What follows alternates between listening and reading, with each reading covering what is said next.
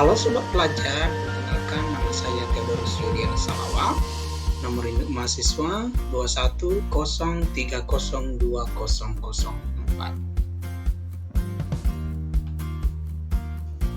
Di video kali ini, kita akan belajar mengenai tentang materi peluang SMP kelas 8. Nah, penasaran dengan hasilnya?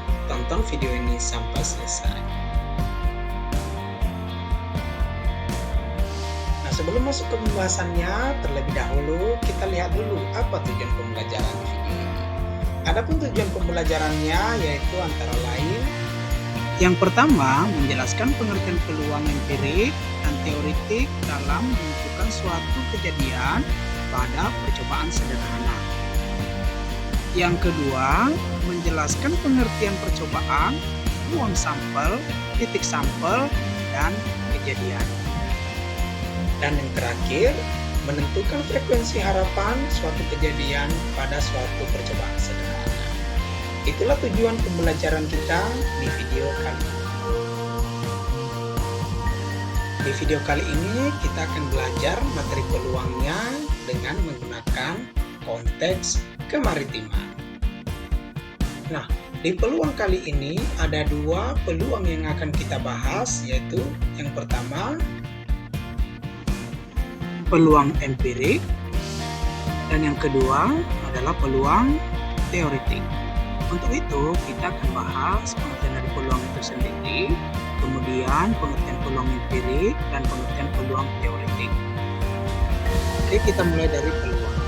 Peluang merupakan bagian matematika yang membahas pengukuran tingkat keyakinan orang akan muncul atau tidak munculnya suatu kejadian atau peristiwa. Peluang empirik merupakan rasio dari hasil yang dimaksud dengan semua hasil yang mungkin pada suatu eksperimen lebih dari satu. Dan yang terakhir, peluang teoritik merupakan rasio dari hasil yang dimaksud dengan semua hasil yang mungkin pada suatu eksperimen tunggal. Nah, sebelum masuk ke contoh soalnya, ada 4 hal yang harus kita pahami terlebih dahulu, yaitu yang pertama, percobaan, ruang sampel, titik sampel, dan yang terakhir kejadian. Kita akan bahas pengertian dari 4 hal tadi. Yang pertama, percobaan. Percobaan adalah suatu kegiatan yang menghasilkan beberapa kemungkinan. Kedua, ruang sampel. Ruang sampel adalah himpunan semua kemungkinan yang dapat terjadi dalam suatu percobaan. Kemudian yang ketiga, titik sampel. Titik sampel adalah setiap anggota dari ruang sampel tersebut.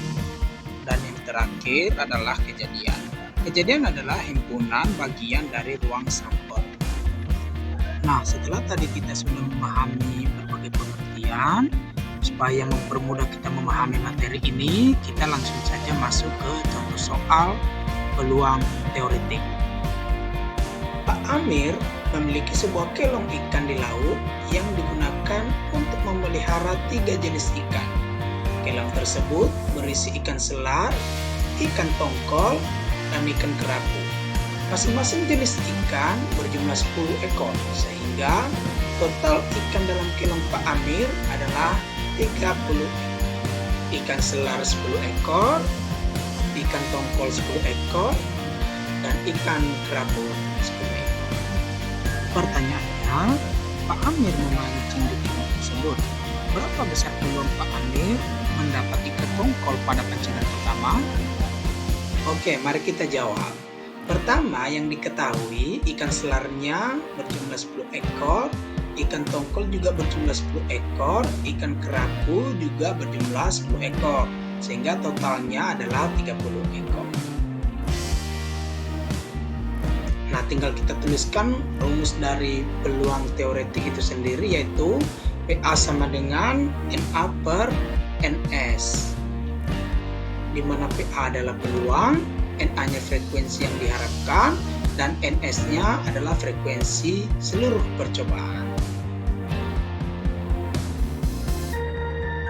Nah, di sini tinggal kita substitusikan Nilai dari frekuensi yang kita harapkan apa? Yaitu 10 ekor ikan tongkol, dan frekuensi seluruh percobaan yaitu keseluruhan ikan yang ada di kelong Pak Amir yaitu 30 ekor ikan. Sehingga hasilnya adalah 10/30. Kalau kita sederhanakan lagi, sama-sama kita bagi 10, hasilnya yaitu 1/3. Jadi, peluang Pak Amir mendapatkan ikan tongkol pada pancingan pertamanya adalah 1/3. Nah, selanjutnya kita akan masuk pada contoh soal peluang empirik. Pak Halawa memiliki sebuah kelong ikan di laut yang digunakan untuk memelihara 3 jenis ikan. Kelong tersebut berisi ikan selar 3 ekor, ikan tongkol 4 ekor, dan ikan kerapunya 5 ekor. Sehingga total ikan dalam kelong Pak Halawa adalah 12 ekor.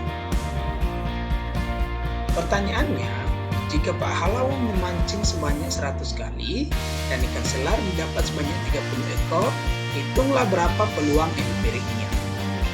Nah, tinggal kita tuliskan saja apa saja yang diketahui dari soal tersebut, yaitu dapat ikan selarnya sebanyak 30 ekor dan banyak Pak Halawa memancing adalah 100 kali.